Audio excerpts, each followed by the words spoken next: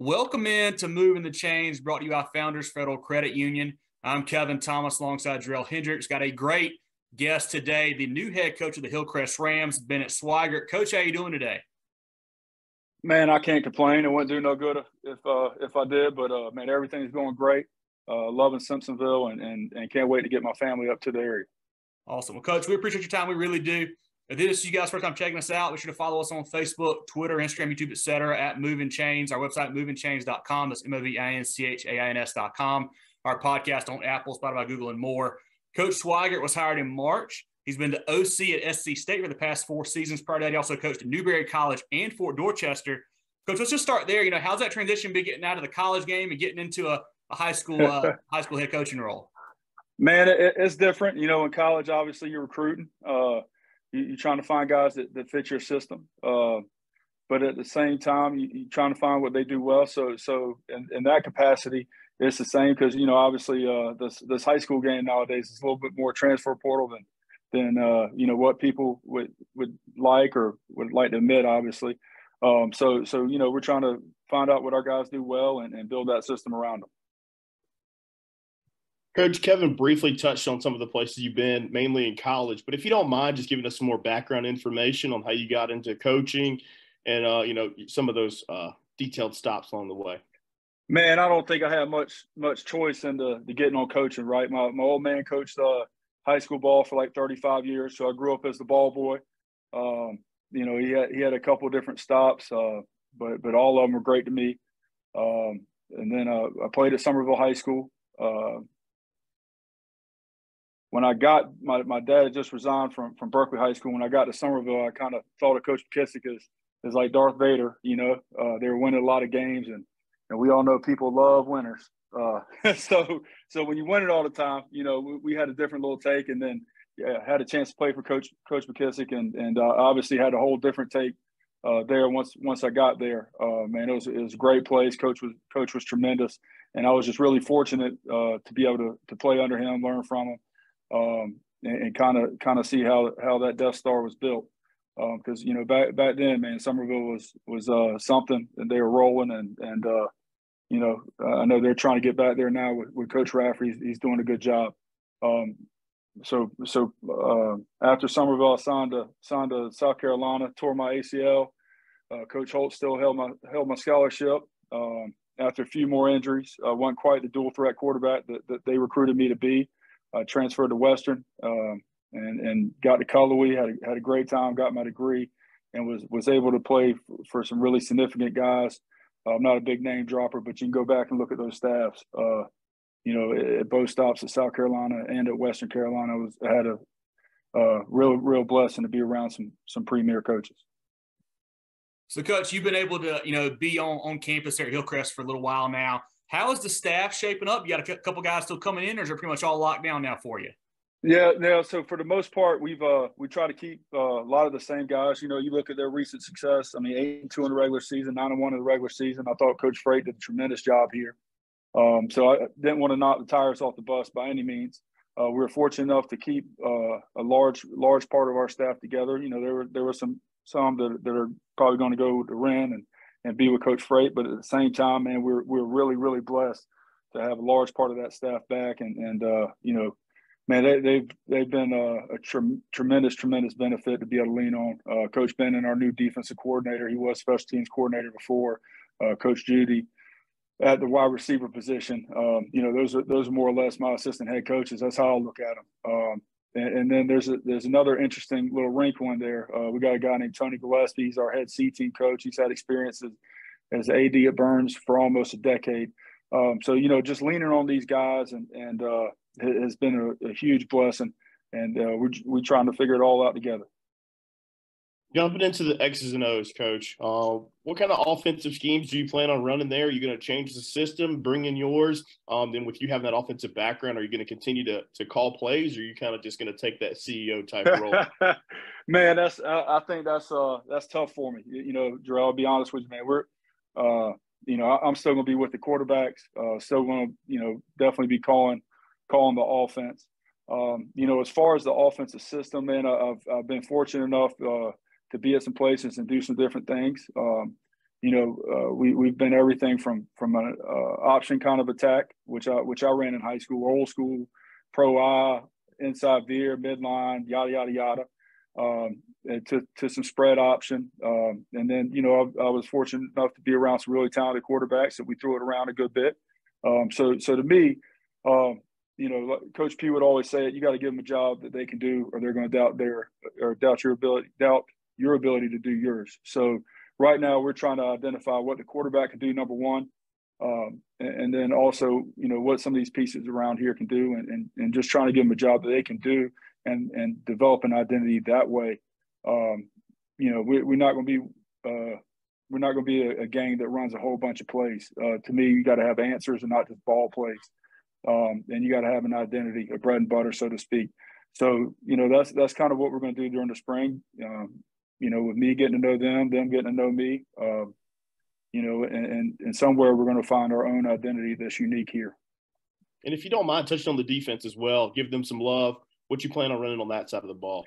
Man, and that's tough because Coach Freight was a defensive guy, and they did a tremendous job. They were predominantly 3 hands, 3-3-5. We're looking at maybe being a little bit more aggressive. Now, having said that, that goes back to personnel too. It's not just your starters, right? You got to have depth at the defensive line to be able to play 4 hands. So we're gonna, we'll always have the 3 hands in this system that we can fall back on and create some confusion and stuff that way. But you might see us in some 4 hands and just being a little bit more aggressive as far as trying to stop the run. Coach, you've been around some, really special, really legendary coaches, honestly, throughout your career. Are there certain guys that you think that you've really tried to take a whole lot from, or just kind of you just pick pieces of each guy to kind of build your own style out of? Yeah, no doubt. So I probably pick and choose from different guys, but at the same time, I think with coaching, I think you have to be you. You can't just say, oh well, this guy did this and this guy did that, and I'm gonna be that. I think you have to take their general idea, their general philosophy, and apply it to your personality. I think it's these kids nowadays, man, and really just kids in general, man, they can see through something that might be foreign or might be an act, so to speak.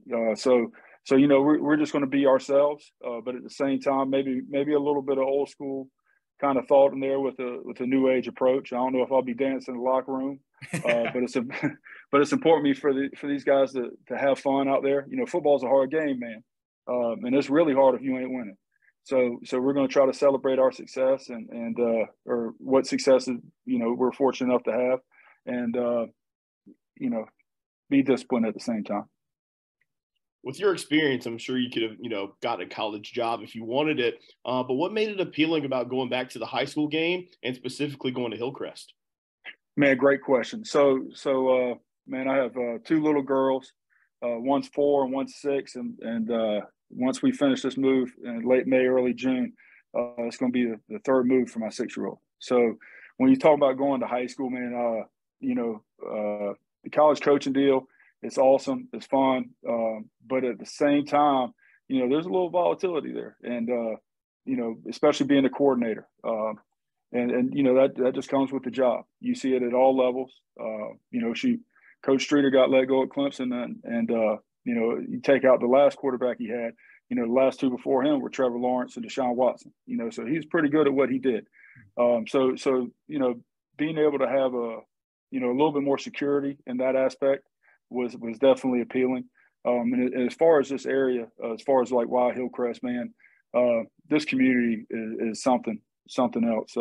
Everybody kind of gets behind the hometown team. Man, I was fortunate enough to meet, some even coaches that were involved in recreation sports like Emmanuel Sullivan, Coach PD, man, and they're such figureheads in the community. I just went to a local restaurant today. Man, they got their own burgers out there. So it's really unique to go in a community where everybody kind of knows one another, and they get behind the team, and that's pretty cool. Yeah, we definitely get that. We've had a lot of support from the Rams fans the last couple of years, so we definitely understand that.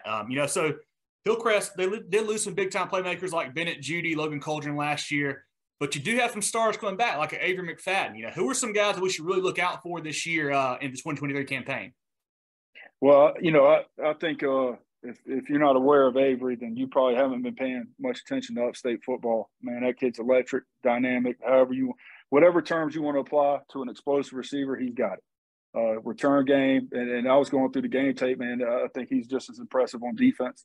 But we got some guys that are coming up that are obviously vying for a bigger role. You know, we got a DL. Titus is pretty good. He was a 0 last year and saw a lot of doubles, and he's one of the main reasons we want to go to 4 hands, put him in a 3, and maybe get him in some more one-on-one situations. Tyson Moses is our linebacker. You're talking about a leader and just salt of the earth type kid. Man, he's definitely the kind of kid you want your daughter to date. There's some sneaky guys out there. Grant Holiday, to my knowledge, and I might got this wrong, I think he just set the Greenville County record in the 100 recently. Man, he can run, and we're probably going to utilize him a little bit more on the offensive side. And our running back Thomas Stanley, man, he's definitely a strong downhill runner. And you mentioned Bennett leaving the program. He did a lot of great things here. I think that kid's going to have a tremendous amount of success. He carried a lot last year. But at the same time, he's not coming back through them doors. So, you might see us establish run game a little bit more and get some of those guys going. But, man, there's probably 10 to 15 names that I left off that I could have easily mentioned. Everybody looks great in T-shirt and shorts, right? So as we get some of these pads on, it'll be interesting to see some guys that didn't have a bigger role like they probably would like, have the opportunity this year. We're about to flip the calendar to May, so that means spring ball is here. What are some goals that you have in place for this squad, for your spring practices? And do you guys plan on hosting a spring game? Yeah. So as far as the goals, man, they're probably a little bit more subjective, right? There's no win and loss column when you come out to spring. So I think the only way you could really lose is if you don't stay healthy. So staying healthy is number one. Number two, offensively, is getting used to this new terminology, maybe a new approach. Like I said, we want to try to establish the run a little bit better. Some of the RPO stuff is probably going to be a slightly different. Everybody's doing it. Ain't nothing like it's something new under the sun. I don't want to act like we're recreating the wheel here. But there's going to be slightly different approaches there. I told the guys that the biggest thing to me is that we learn, and kind of build on our style of play. We want to be a team that plays to the echo of the whistle. We don't, and by that I mean, we want to finish the play physically at the point of attack, whether it be a double team or the ball carry or a tackler on defense. We don't want to be dirty by any means, but we want to play with an edge and probably maybe pick up the tempo and utilize some tempo. Now, when I say tempo, I'm not necessarily saying going fast all the time. Having the ability to go fast, go slow, and little different variations to the cadence and snap count and all those kind of things. It's not necessarily what you're doing, it's how you're doing it, right? Because, it's football and, we ain't building a rocket ship. But at the same time, we want to have an approach that allows us to become more mentally disciplined by changing up the snap count. And I think that'll sharpen the offense and the defense and just get after one another, man. Iron sharpens iron, so we want to have fun, get used to this new system offensively. And defensively, we really don't want to lose any momentum. They've done a tremendous job defensively and I mean offensively for that matter too. They scored a lot of points last couple of years. But like I said, man, that the guy pulling the trigger ain't here no more. So would like to see somebody stand out at the quarterback position as well. So kind of building off of that with the new system coming in, are you a big proponent of 7-on-7 stuff? And do you have a whole lot of that lined up for the summer already? Yeah, we're going to line up some of that stuff, man. I think 7-on-7, there's some good to it and there's some bad to it.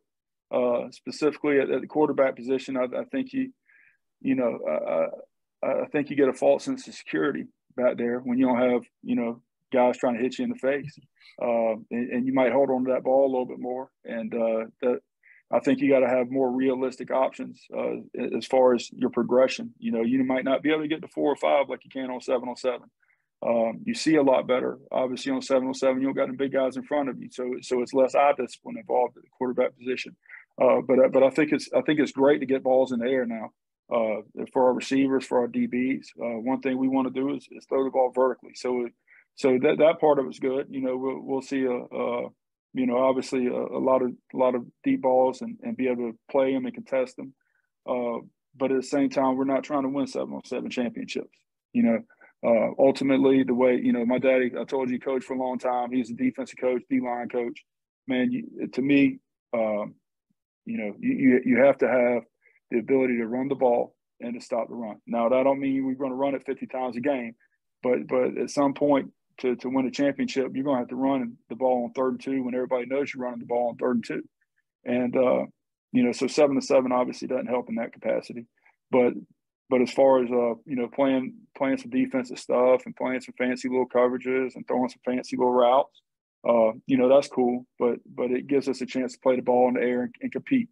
You know, going back to it, we want to play with an edge. We want to play through the echo of the whistle, right? So that kind of helps us shape our guys in the way we want to compete and the way we want to handle adversity, you know, before you get into the season. So that's unique there in and of itself.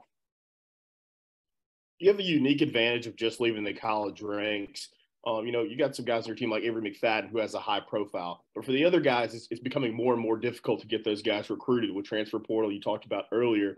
How vital are you having those relationships, you know, to getting those guys into school, maybe at the FCS level, Division II, and things like that?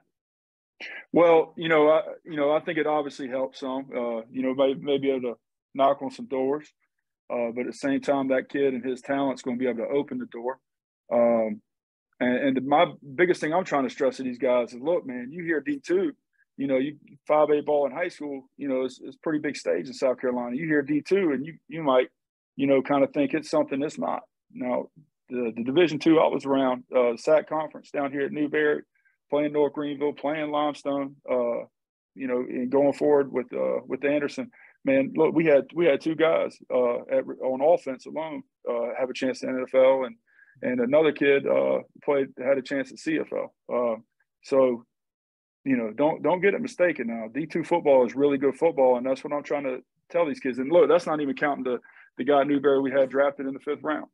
FCS football, you know, there's more Hall of Famers down there in Orangeburg than they got Carolina and Clemson combined. I know a lot of that was back in the days when things weren't maybe necessarily right socially, but at the same time, man, you can jump on Madden and find the best linebacker, Darius Leonard, right there, you know, right out of South Carolina State. So yeah, man, you know, so you know, all that, you know, we want our kids to get in a position academically where they can give themselves a chance to go to college, period. And if it's free, it's for me. And I want those guys to embrace that look, if it's not the big logos that everybody chases and dreams for, man, it's a free education. And furthermore, to that point, you know, with the transfer portal, it obviously hinders guys. But at the same time, man, if you can play, you know, you say if you go to D2, you go to FCS, the NFL is going to find you. Well, right now with that transfer portal, you know, one of them big logos might find you. You can look around the state and maybe see some guys transition from D2 to SEC or ACC or what have you. You know, so ultimately to answer your question though, you know, I do have some really good relationships. And let me say this state is stacked with good coaches at every level, you know, period. So, you know, we might be able to knock on the doors, but at the same time, man, these kids got to be able to work their way into that kind of role and be able to knock that door down. Coach, you mentioned it earlier, you know, Hillcrest and Coach Frade have been really trending in the right direction last couple years, you know, finishing 9-1, 8-2, things like that. But they haven't really made a deep playoff run, you could say, the last several years. What's going to take to kind of get over that hump and make the Rams maybe get to that upper state final or kind of that level this year? Man, you know, that's tough. You know, I haven't been here, obviously, with them and gone and experienced all that. I know they had some difficulties at the end of last year with some personnel details that I don't necessarily know. I don't have the whole deal, but you know, I think number one, you have to be able to, you know, they scored the ball clearly. I think we need to establish a little bit more of a run game. and compete in those big time games. You know, we just came up just short of TL Hannah last year for region, right? And the same kind of deal with Burns in the playoffs. So ultimately, you know, I think our middle discipline has to grow, necessarily doing the little things because they become big things, and that means, you know, on the field and in the classroom. And when you're worried about details, man, the big picture will kind of handle itself.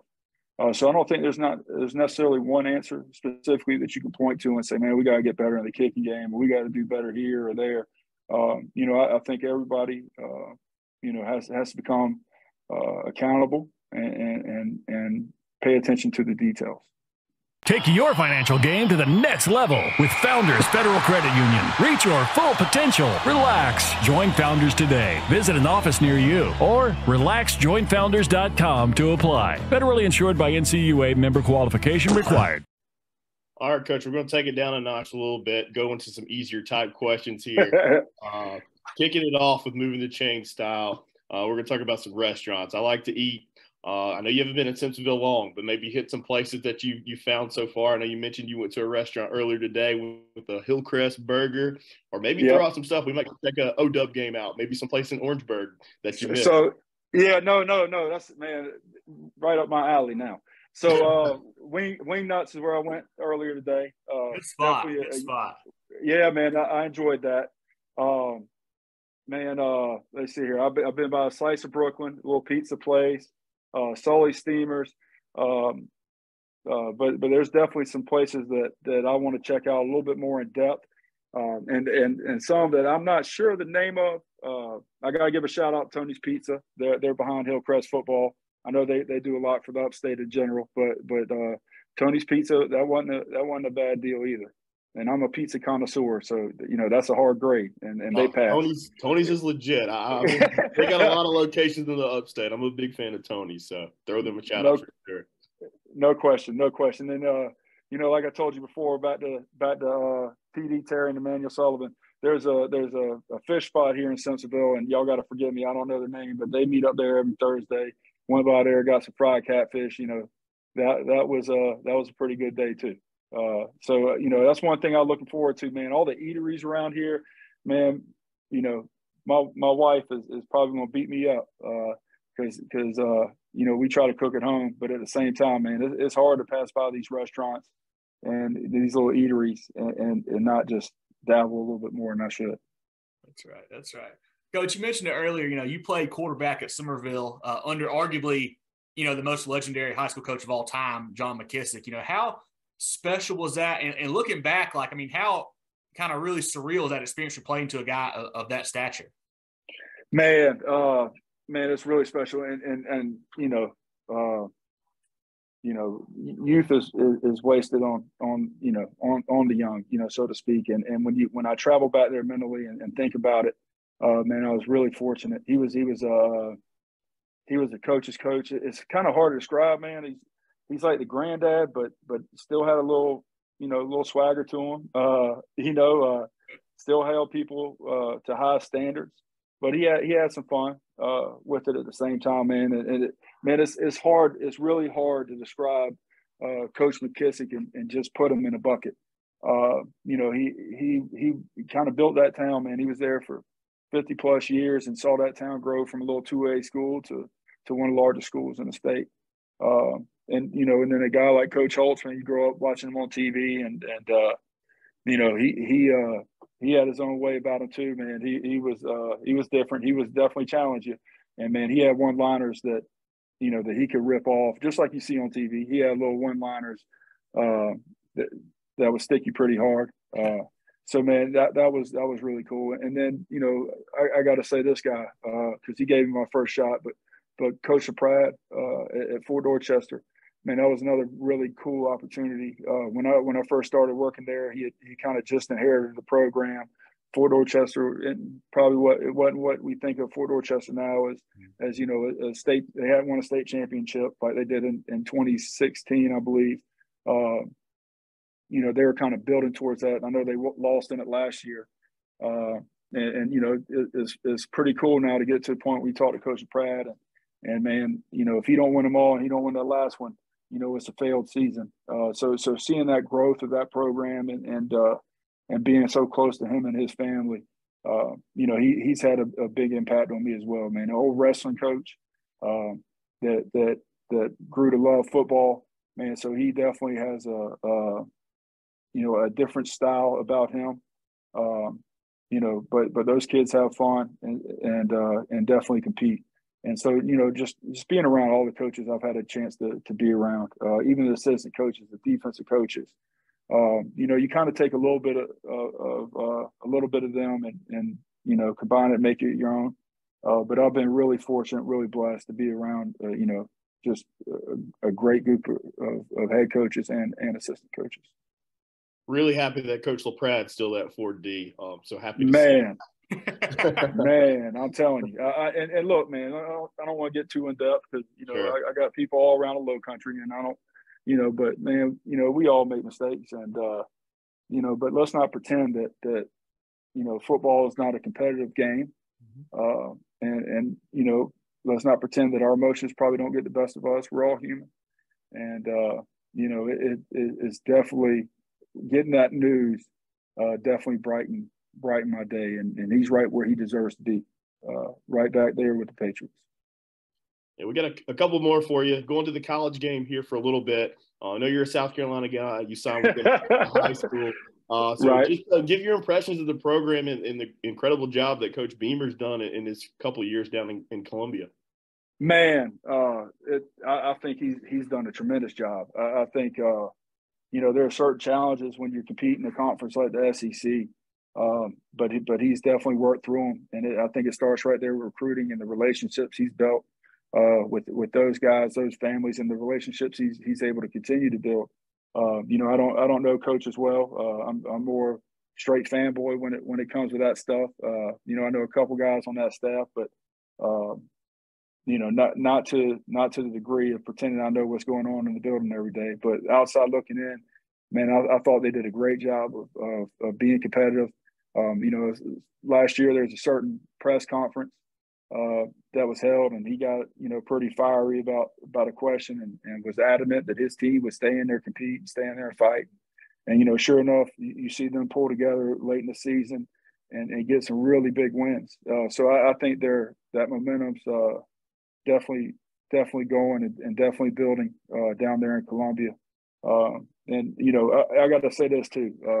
I got the highest amount of respect for Coach Sweeney and everything he's built in the upstate. Man, that thing's turned into the Death Star. And if anything, he's become a victim of his own success. Like when I played, if Clemson was in the mix that much, man, they'd have been having parades. And now, man, if they don't make the college football playoff, it's like, oh, what are we doing? Sky's falling. Oh my gosh, man, they're calling for heads. They're, they got everything but the torches and the bonfires.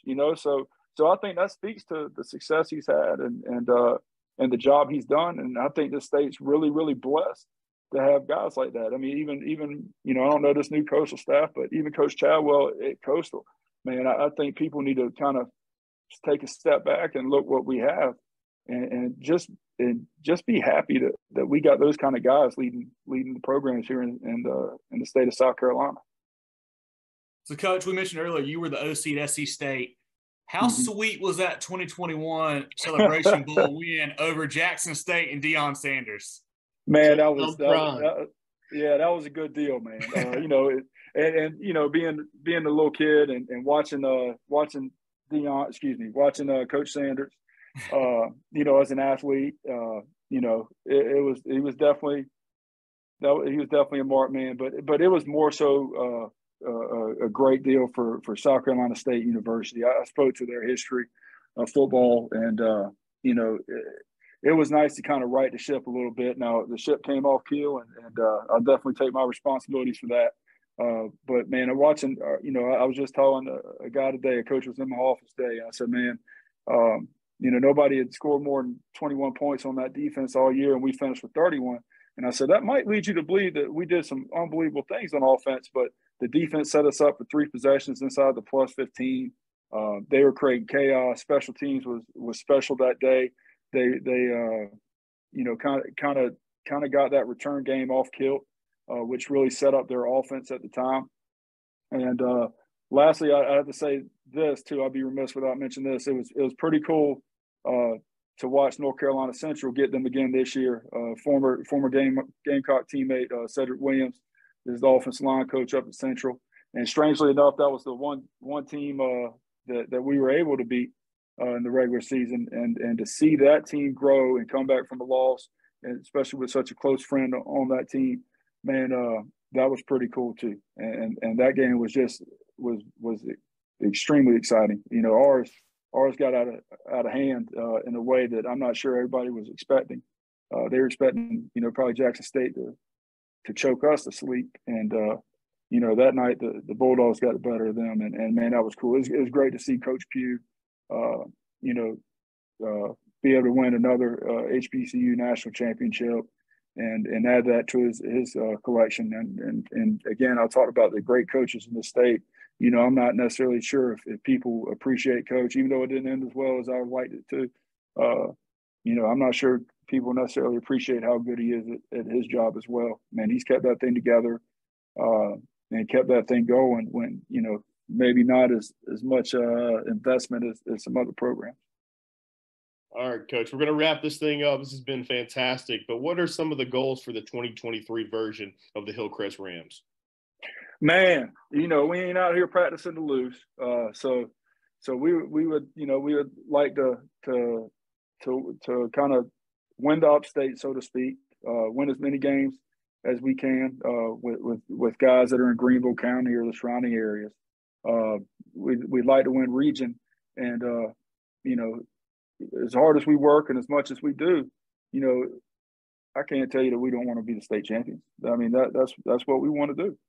Now, if it'll work out that way, great. If not, then we'll go try harder next year. But man, coming into it, I think you got to develop short-term goals, which is win Greenville County and all the opponents that you see within the county, win the region, and win state. Why not us? Well, this has been great. Definitely want everyone to go check out Coach Swygert and the Hillcrest program on Twitter and Facebook. And they do a great job of sharing highlights and schedules. Definitely check them out on there. Like I mentioned, follow us on Facebook, Twitter, Instagram, YouTube, our website, movingthechains.com, podcast on Apple, Spotify, Google, and more. Moving the Chains brought to you by Founders Federal Credit Union. Jerel, anything else for Coach Swygert before we let him go tonight? Coach, congratulations. Thank you for your time. I know that Hillcrest community, they've been so good to our program, so I know they're going to be good to you and your family. Just looking forward to see what you guys put on the field this year. We know you're going to be state championship contenders once again, and just thank you so much, for taking some time out for us today. Man, absolutely, guys. I enjoyed it. Hey, Terrell, I got one question for you. Where do I need to go to eat? Since you asked a question about eating, you got to take me. I'm a low country guy now, so now I'm up here in the upstate. Kind of just bouncing around Greenville. Can you give me a restaurant or two? I need to go by and check out. So any drive-in, you need to check out any Clock, any Pete's. If you want, get your burger on, get a hot dog, something like that. I'm writing this down. Okay. Barbecue. Yes, sir. I know you got a good one there. You got Bobby's right there in Simpsonville, or that. I got to amend that now. My AD is actually taking me by there. I couldn't remember the name, but when you said an elite barbecue spot, been there, and I agree with you. It's unbelievable. So you got Bobby's. You also got Lewis, the Texas style place in Greenville. So you got to check that one out. And then date night, you got to go downtown Greenville. There's a lot of places there. You got Coral, Gianna for some Italian, Trapdoor. You got all kinds of places you can check out. So there's a plethora of restaurants in Greenville. I'm still trying to knock them all off my list. Man, I'm glad you mentioned that, because listen, man, tonight's actually my anniversary. My my wife is a football wife through and through. She knew I was going to be up here working. So date night's definitely coming, and I appreciate all those recommendations. Coral or Trapdoor sounds amazing. And then, you're a low country boy. We got a Halls up here too. So, there we go. You can't go wrong with the Chop House. No, you can't go wrong there. Never. We're trying to get. I'm really big on Coral right now. Coral's a great spot. I would recommend Coral. It's super good seafood and stuff. So definitely check it out. But absolutely, man, Coach, we really appreciate it. we look forward to stopping by our practice and getting to meet you and come out to a game next year. But best of luck in spring practice, all right? Man, absolutely. Thank you. You're all welcome anytime. Thanks, Coach.